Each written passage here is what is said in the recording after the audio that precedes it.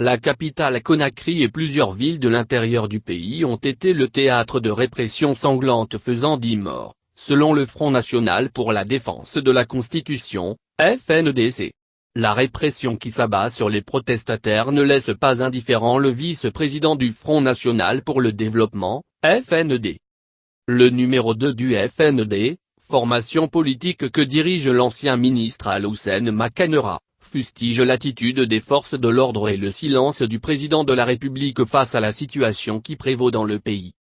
La Guinée ne mérite pas ce calvaire, indique Boubacar Bari, avant de demander au président de la République de tirer les conséquences de ces protestations de rue. Je l'invite à observer la situation et d'accepter de rentrer dans l'histoire en acceptant l'instauration d'un état de droit en Guinée. Conseille-t-il aux pensionnaires de Sékou Touré. Les hommes passent, mais les institutions restent. Le président devrait tout simplement renoncer à toute tentative de briguer un troisième mandat. Ajoute-t-il. Boubacar Bari invite les partis membres de la mouvance présidentielle et l'entourage du chef de l'État à lui dire la vérité. Le moment est venu de passer la main à un autre. Nous avons aujourd'hui des hommes compétents à la mouvance présidentielle.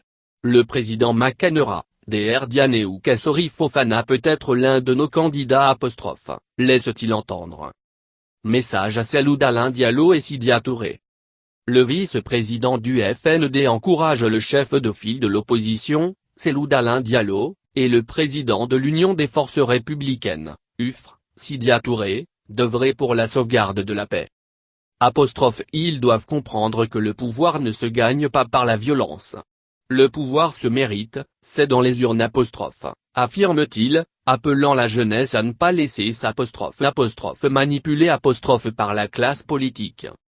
La jeunesse doit réfléchir, analyser pour ne pas tomber dans les mains des politiques. Elle doit barrer la route à ses anciens premiers ministres. Suggère M. Bari.